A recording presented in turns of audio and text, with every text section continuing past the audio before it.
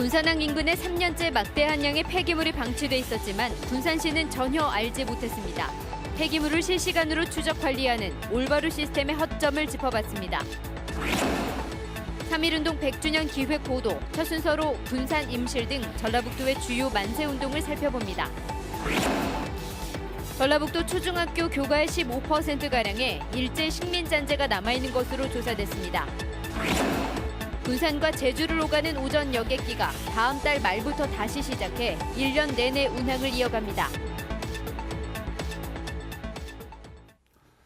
여러분 안녕하십니까? JTBC 8시 뉴스입니다.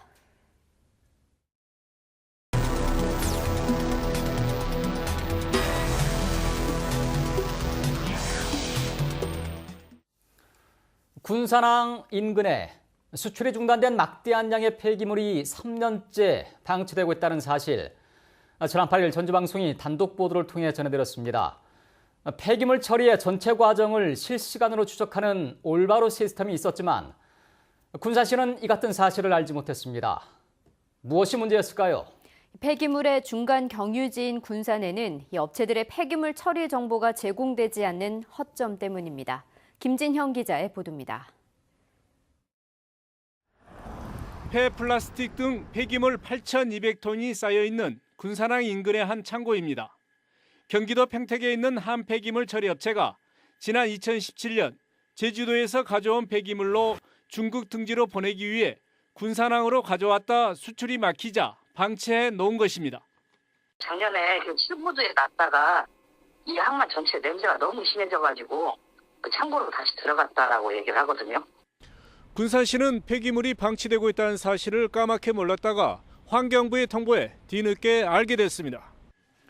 폐기물 처리 전 과정을 실시간 추적 관리하기 위해 2002년에 도입된 올바로 시스템이 있지만 폐기물 방치를 파악하는 데 전혀 도움이 되지 않았습니다. 군산시의 전산을 통해 올바로 시스템에 접근해 봤습니다. 여전히 군산항 창고에 쌓여있는 폐기물 정보가 올바로 시스템 창에는 뜨지 않습니다. 현 올바로 시스템은 폐기물 배출자와 수집 운반업체, 처리업체가 올바로 시스템에 폐기물 처리 관련 정보를 입력하면 배출자와 처리업체의 관할 지자체인 제주도와 경기도 평택시 그리고 환경부만 볼 수 있습니다. 경유지인 군산시는 관할 지자체가 아니다는 이유로 정보가 제공되지 않고 있습니다. 그 폐기물이 처음에 배출 지역이고 최종 처리 지역만 거기에 입력이 되지 중간에서 폐기물이 어떻게 경유를 하고 이런 내용은 없어요. 군산 이제 볼 수 있는 한계는 군산 처리 업체 것만 가능해요. 폐기물의 배출부터 처리까지 전 과정을 유리알처럼 투명하게 들여다볼 수 있어야 할 관리 시스템에 구멍이 뚫린 만큼 개선이 시급해 보입니다. JTBC 뉴스 김진영입니다. 폐기물 처리의 전 과정을 관리하는 올바로 시스템의 문제는 이뿐만이 아닙니다. 폐기물이 지역을 넘나드는 상황에서 이동 경로를 실시간으로 파악하는 것은 대단히 중요합니다. 하지만 올바로 시스템은 일반에 공개되지 않는다는 한계를 안고 있습니다. 계속해서 오정현 기자가 보도합니다. 최근 군산, 임실, 남원 등지에서 발생한 폐기물 문제의 공통점은 폐기물의 이동이 광역화한다는 겁니다. 어떤 폐기물이 언제 어느 정도나 발생해 어느 지역에서 최종 처리되는지를 파악해야 만약의 사태에 대비할 수 있습니다. 현재 폐기물의 이동 경로는 올바로 시스템에서 확인할 수 있지만 폐기물 배출업체나 처리업체, 환경 담당 공무원만 접근할 수 있다는 맹점이 있습니다. B라는 업체가 처리한다, 얼마를 처리한다 이런 내용을 알 수는 없냐는 얘기예요, 일반인들. 그건 알 수가 없군요. 폐기물은 이동 처리 과정에서 문제가 발생하면 환경 오염으로 이어질 수 있습니다. 업체가 부도가 나거나 운영에 문제가 생겼을 때도 환경 피해를 가져올 수 있습니다. 따라서 환경단체, 언론, 폐기물 처리 시설 주변 주민들이 수시로 폐기물의 이동 정보를 확인해서 선제적으로 사회적 감시망을 펼칠 수 있는 정보 공개가 시급합니다. 올바로 시스템이 누구나 다 들여다볼 수 있도록 이 정보가 공개가 되어야 되고요. 누구나 다 이 과정을 통해서 쓰레기가 제대로 처리되고 있는지 알 수 있도록 시스템이 개편이 돼야 된다고 생각을 합니다. 지난해 5월 한 지정 폐기물 처리 업체가 올바로 시스템에 폐기물 처리 정보를 거짓으로 입력해 폐기름 1,100여 톤을 불법으로 처리했다 적발되는 등 올바로 시스템 운영의 허점이 계속 드러나고 있습니다. JTB 뉴스 오정현입니다.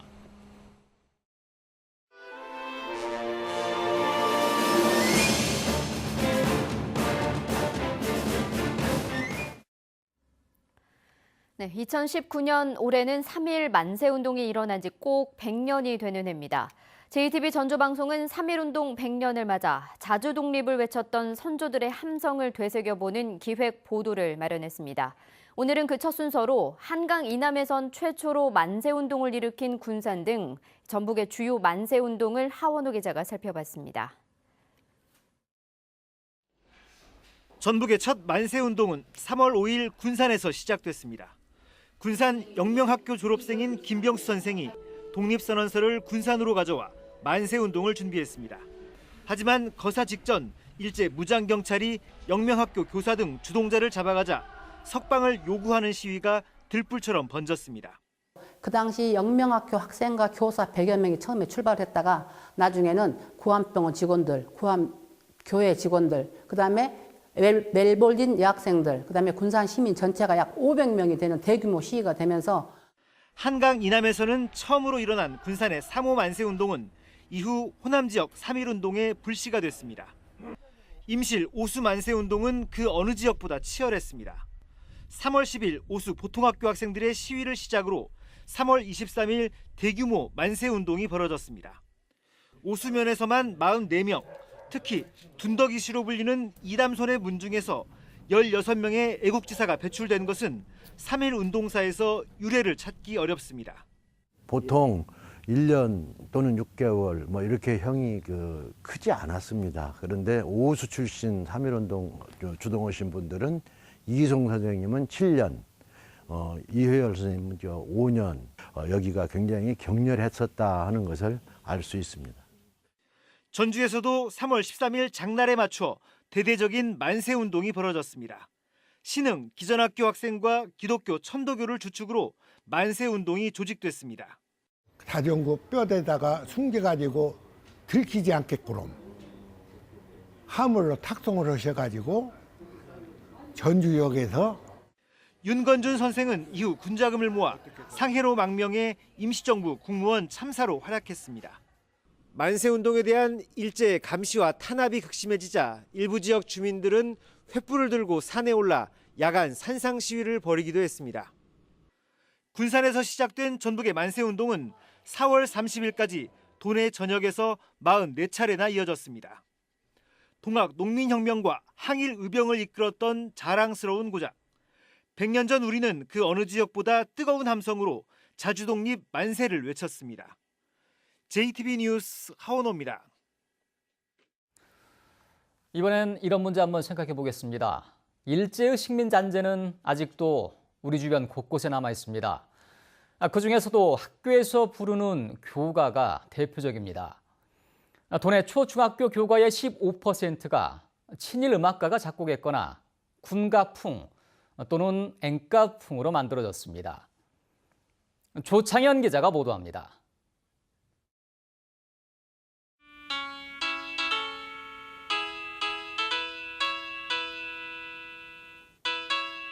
(1960년대) 초에 만들어진 중학교 교가입니다.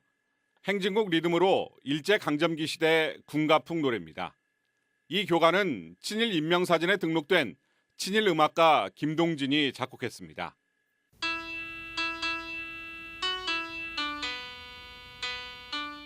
구슬폰 멜로디에 일본식 오음계를 사용해 만든 교가입니다. 일본인 특유의 감각이나 정서에 기초한 대중음악 장르인 엔카풍입니다. 전북교육청 조사 결과 도내 25개 초중고등학교에서 친일 작곡가가 만든 교가를 부르고 있는 것으로 나타났습니다. 친일 작곡가 김성태와 이응렬이 각각 8개 학교, 김동진이 6개, 현재명 2개, 김기수 1개 학교 등입니다. 여기에 군가풍, 엔카풍 교가까지 합하면 전체 학교의 15% 이상에서 일제 잔재가 남아있는 교가를 사용하고 있습니다. 교육청과 중등음악연구회 교사들은 3.1운동 100주년을 맞아 친일 교가 개선 작업을 진행합니다.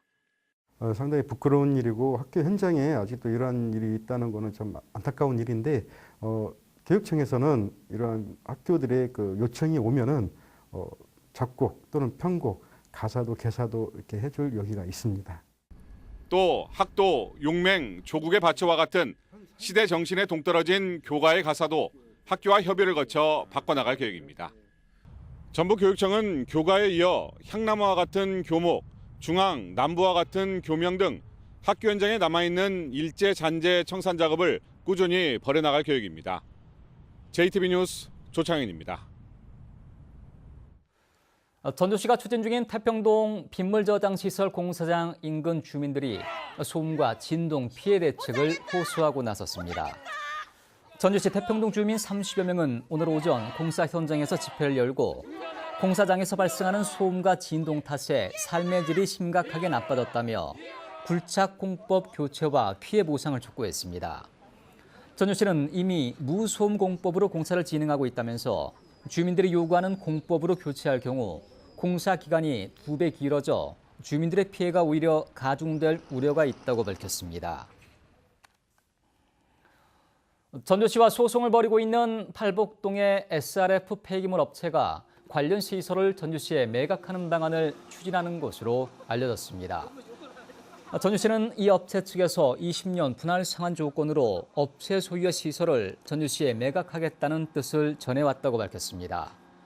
전주시는 업체 측이 제시한 가격 조건이 맞지 않고 해당 시설의 활용 방안도 마땅치 않다며 매입하기 어렵다는 뜻을 전달했다고 설명했습니다.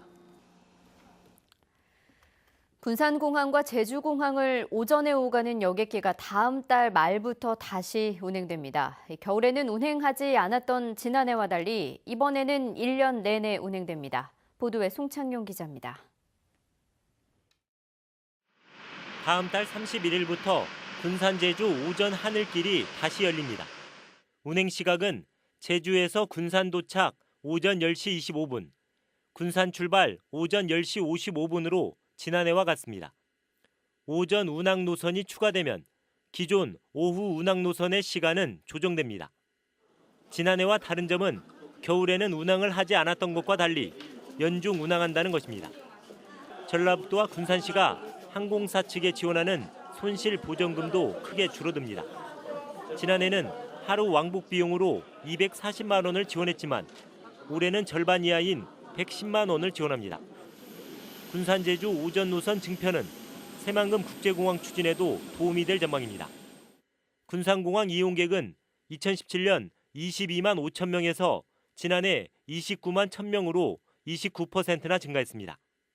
이는 국토교통부 항공수요 조사 당시 군산공항의 2020년 국내 수요 27만 8천 명을 넘어서는 것입니다. 수요가 부풀려졌다는 이런 부정적인 이야기였습니다마는 작년 오전 증편을 통해서 국토부 수요를 이미 능가했습니다. 그래서 올해부터 시작되는 연중 운행을 한다라면 그보다 더 많은 수요가 있을 것으로 이렇게 확신합니다.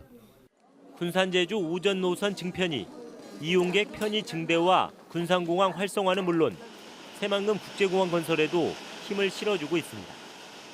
JTB 뉴스 홍창용입니다.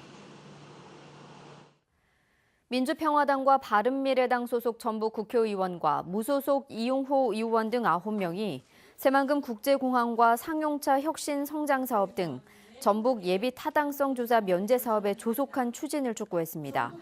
이들은 정부가 다른 시도 사업과 달리 전북 사업에는 내년 이후에나 예산 반영을 추진하고 있다고 비판하고 당장 올해부터 예산을 반영해야 한다고 주장했습니다. 또 정부가 상용차 혁신성장 사업비의 65%를 전국 공모로 추진하는 등 전북을 우롱하고 있다며 비판하고 전북에 실질적인 도움이 되는 방안을 마련해야 한다고 주장했습니다. 서남대 청산 절차가 시작된 가운데 1,000억 원의 교비를 횡령한 설립자가 오히려 수백억 원의 채권 보전을 신청해 논란이 일고 있습니다. 교육부와 서남대 청산 관계자 등에 따르면 서남학원에 대한 채권 신고를 마감한 결과 설립자 이홍하 씨가 교비 환원금과 운영관리 지원금 등의 명목으로 모두 550억 원의 채권을 신고한 것으로 알려졌습니다. 이 밖에 신청된 채권은 서남대와 광주병원 직원의 인건비 340여억 원, 명지 의료법인 기부금 반환 100억 원 등입니다. 올해 전북에서 채용하는 지방 공무원 수가 1,686명으로 확정됐습니다. 이는 지난해 채용 인원 1,423명에 비해 263명, 18.5% 늘어난 규모입니다. 직종별로는 일반직으로 1,293명을 뽑고 소방과 교육 등 특정직으로 327명, 그리고 별정직과 임기제 등으로 66명을 선발합니다. 자세한 사항은 전라북도 홈페이지와 자치단체 통합 인터넷 원서 접수 센터에서 확인할 수 있습니다. 대한전문건설협회 전라북도회는 오늘 올해 장학생으로 선발된 대학생 41명과 고등학생 3명에게 모두 4,340만 원의 장학금을 전달했습니다. 이로써 협회가 지역 인재를 육성하기 위해 지난 1997년부터 23년 동안 지원한 장학금은 8억 9천만 원으로 늘었습니다. 김태경 회장은 장학금을 받은 학생들이 먼 훗날 다른 사람을 돕는 일에 앞장서 달라고 격려했습니다. 익산에 거주하던 일가족이 리조트 객실에서 숨진 채 발견돼 경찰이 수사에 나섰습니다. 오늘 오전 11시 40분쯤 전남 한 리조트에서 53살 A씨와 아내 50살 B씨, 20대 딸과 10대 아들 등 일가족으로 추정되는 4명이 숨진 채 발견됐습니다. 객실에서는 다른 가족들에게 미안하다는 내용을 적은 유서 형태의 메모가 발견된 것으로 알려졌습니다. 낮 동안 중국발 스모그가 추가로 유입되면서 먼지 농도가 치솟았습니다. 전주와 익산, 서해안 등 곳곳엔 초미세먼지 주의보가 여전히 발효 중입니다. 먼지는 내일 바람이 불면서 차차 해소되겠습니다. 내일도 오늘만큼 온화하겠습니다. 전주의 아침 기온은 영하 2도, 익산은 영하 3도, 무주와 진안 영하 5도가 예상되고 한낮 기온은 전주 12도, 남원은 14도까지 오르며 예년 기온을 크게 웃돌겠습니다. 모레 수요일 밤부터는 한 차례 비가 내릴 전망입니다.